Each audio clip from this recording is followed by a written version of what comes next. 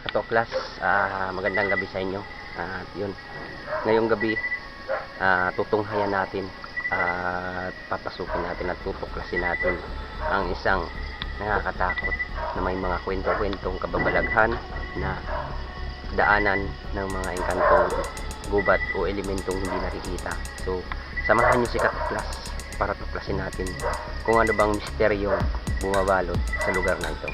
At yun nga, kasama natin yung may-ari ng lupa ng nabablagan natin at kasama natin yung kaibigan natin. So mag-i-stay kami doon ng ilang oras para maano natin kung may magpaparamdam ba sa ating mga kakaiba. So samahan nyo ako mga Katoklas.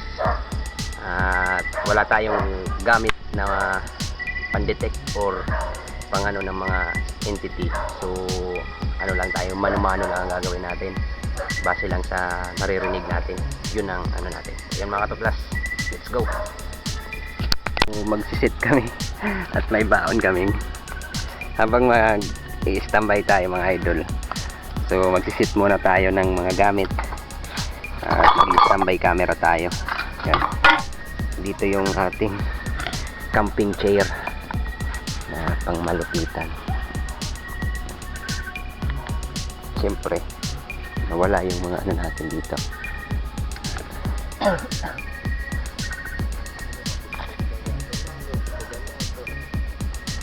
Dyan na lang. Iyo po, dyan lang.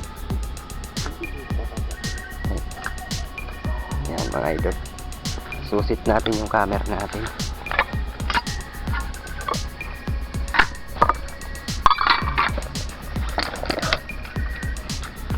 Susit natin yung camera. Wala nih, dyan daw.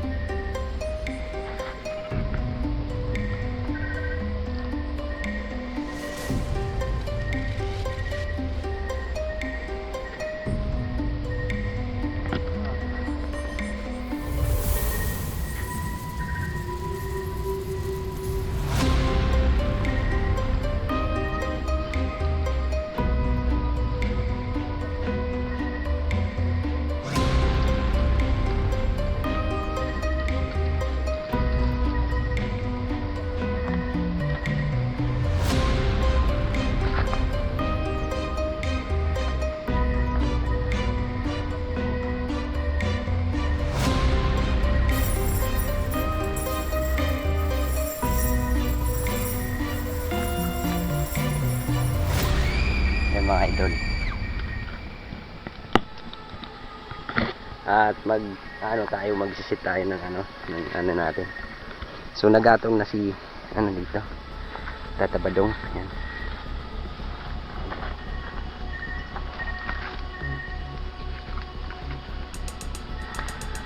Wow.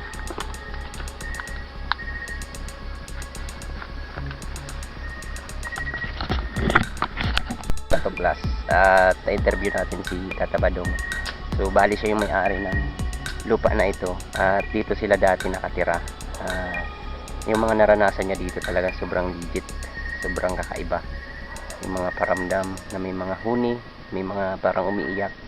So yun ang mga laging ginagawa ng mga entity para makapanghalina sila ng makapangkuha sila ng atensyon, yung magpaparamdam sila. So nandito tayo ngayong gabi para i-explore to at kunting camping. Yun. At yun nga, meron tayong dalang ano lang yun, pang lang namin, pang chill kasi malamok. So yun mga idol, sana may capture tayo at meron tayong makuhanan kahit sounds lang. Yan mga idol, samahan nyo ako. Nakita ko yung jalousie ng bintana. Gumagalaw, wala namang kamay na nagpapagalaw. Nagpinto-pinto siya. Bukas sarado. lahat ng nangyari dito na ano ko na Naranasan. naranasan ko dito sa ano, bahay na to. Hindi ako nagtagal, pinagiba ko talaga. May maririnig kang parang nahihirapan. Kasi ano siya, yung bagang, Parang umiyak. Parang humingi ng tulong. parang nabibigatan siya ng, parang humihingi siya ng tulong. Hindi mo, maririnig mo andyan sa sahig, sa paril, sa simento. Maririnig mo, parang nasa ilalim siya Yung lupa. ng lupa. So yun mga ka-idol katuklas. Ang creepy ng anong to. Kinaumagahan, tingnan ko. Nakasara naman. Oh. Sabi ko, paano nangyari yun?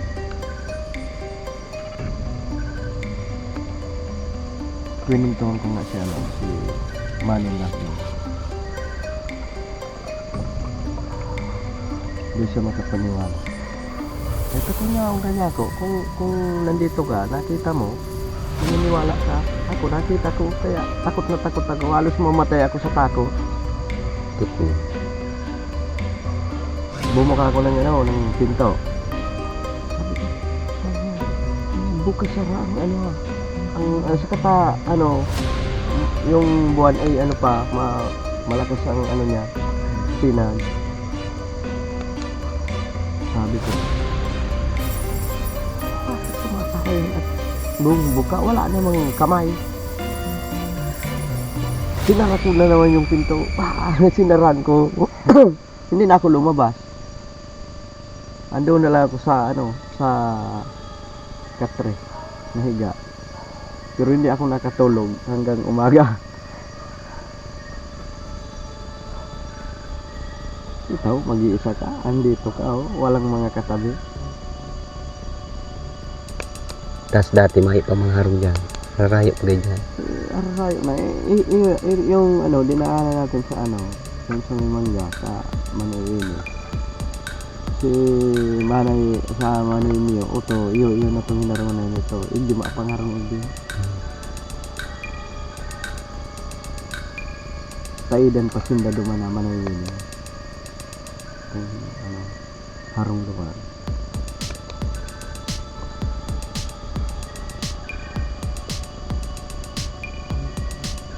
Dikit-dikit pa yung bahay. Yun mga idol katuklas. So may nagparamdam sa amin. Sakto pag kwento mo nagtirindog si pispis ko ito, sabi mong kalalaw ko. Dubon, may apod ka yan, dubon, pang ganda. Sabi apod yan. Tapos pag sabi ko baga, biglang May nangyari dito talaga yan. Ako dyan ulit dun sa lao. grabe mga idol. Sobrang legit ng lokasyon na to. Pagkatapos, lumabas yung asawa ko. Nagkasalubong kami dyan sa may bandang ilog. Sabi niya, andun ka na? Dumating ka na sa bahay? Hindi pa. Andito pa lang ako. Oh, doon siya natakot dahil nakita niya na nandun na ako. Iyang mga kwentong ganyan tay badong. Dami ko nang naranasan ganyan. Kaya talagang niniwala ako na yung bang may mga magpaparamdam. Kasi madami na akong mga video na talagang Yung hindi naniniwala ay naniniwala ako dyan dahil ako nang ako nang unang nakaranas dito sa bahay namin mismo. Kita mong magpakita yung pagkatao ko na pumasok na sa bahay, pumasok sa kwarto. Sumunod yung asawa ko, wala naman ako.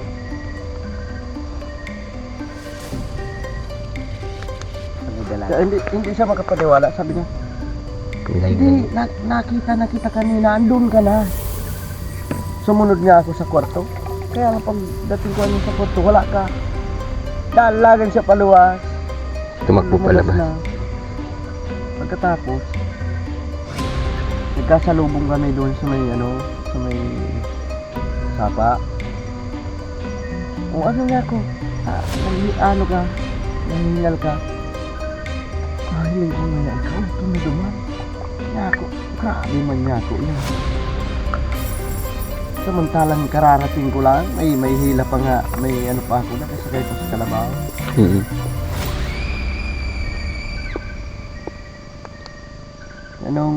Nung palagi na kaming nakakasakit dito, umalis na kami. Talagang ang bigat ng pagbuhay sa lugar nito.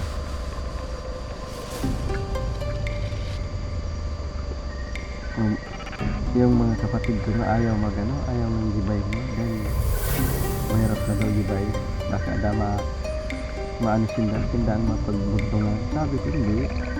Kung nakaka sa daan, alisin natin. Alisin ang bahay. Kasi ang forma ng pakatayo ng bahay, daanan talaga po, ano?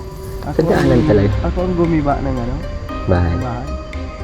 Sabi nila, hindi mo nagibayin, baka niya, ganito ganyan. Hindi. Kaya nga, alisin para walang sagabal sa daan.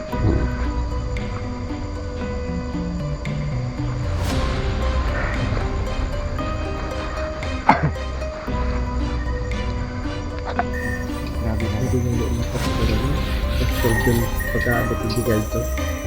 Pero ba doon, ang tali pa lang pag darada. Pero ba doon, dito.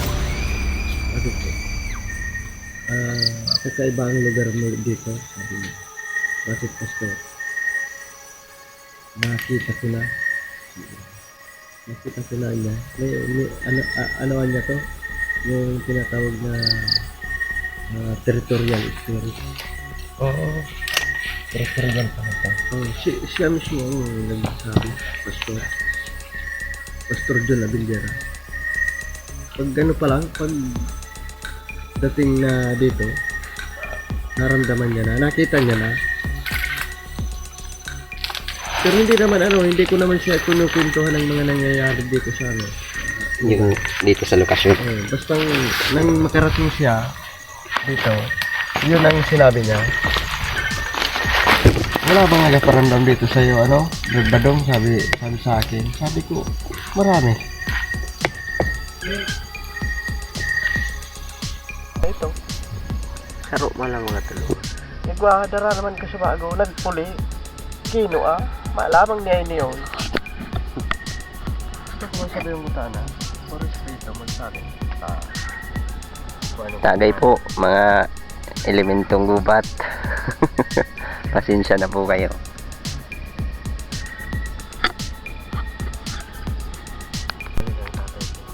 Bumalik po. Tinatawag ako. Sabi ko, kakabalik ang patay na. Sa panaginip lang yun. Hindi pa na yun. Talagang maririnig mo. Ano yun? Ano pa yung si Manay Dit, yung kapatid ko?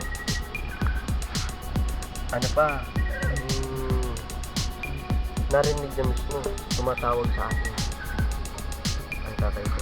Naririnig niya boses ng tatay ko. Sabi niya, katudtong sana yung tumawag ng pangalan ko na Badong. Yung boses ng tatay ko ang naririnig niya. Sabi niya sa akin ng kapatid ko, Dong, narinig mo yun? Sabi, oo, narinig ko. Hindi yan si tatay, sabi ko. Wala nang tatay. Yung nagpapanggap yun. Oo, wala nang tatay. Ang alam ko, pag patay ng tao, wala na. Hindi na makakabalik. Wow. Dahil ang espiritu ng tao, kinukuha din, babalik din yan sa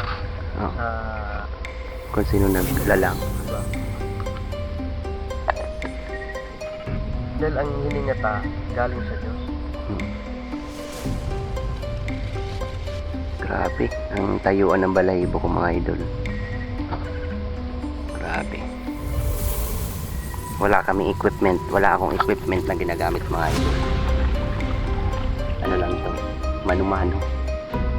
So parang camping, kwentuhan dito sa isang nakakatakot na lokasyon na meron talagang kwento. Ano nga yung tawag ng pastor ko? Yung sabi ng pastor? Territorial spirit daw to. So, pero kasi dito nakapuntang pastor na papunta dito sa bundok na to. At ang sabi ng pastor, ayan, territorial spirit daw itong lokasyon na to. So kung nandito kayo mga idol, mararamdaman niyo talagang sobrang legit. Hindi biro mga idol.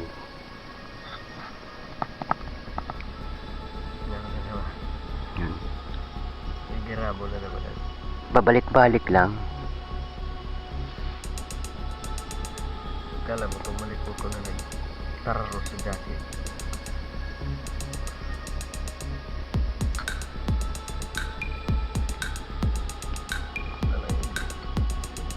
Naranasan ko ng panahon. Mas di pa magsabi sila ni ay magyayay ka. Si Hermanong Narding, yung kapatid kong pumunta dito kanina, taranas din ito. Then, tumira sila rito. Balikan na naman. Habang ang anak nila ay isa pala. Katuklas yung yung kaninang biglang nahulog na parang pinalo. Ang lakas kanina. Limunta kung may palakpak. Kung may nahulog na palakpak. Man. May mabagang. Wala naman Nigdi dito.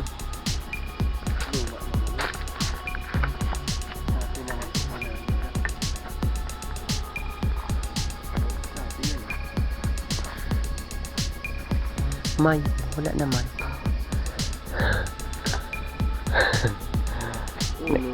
Dito, narinig ko. Nagparamdam lang yung pinalo siguro yung Dati naman tong kanina, nakita ko na to. Medyo na Ano na nga ng yung balagon ba walang bago.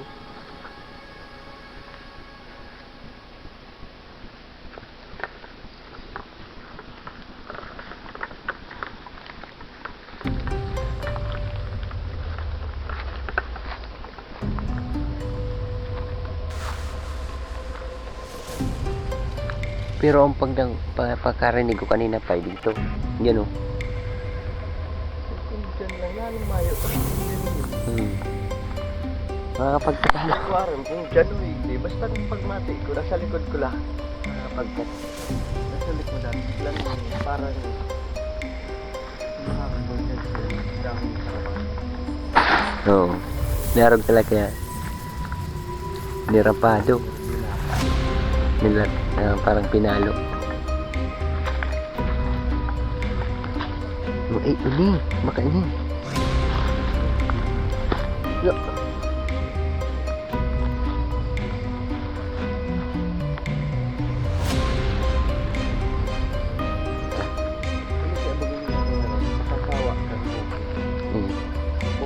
Bukid dyan. Magtatadayan, parang Parang nasa loob ng kawa. nasa loob ng kawa ang bahay mo. Sama daw yun.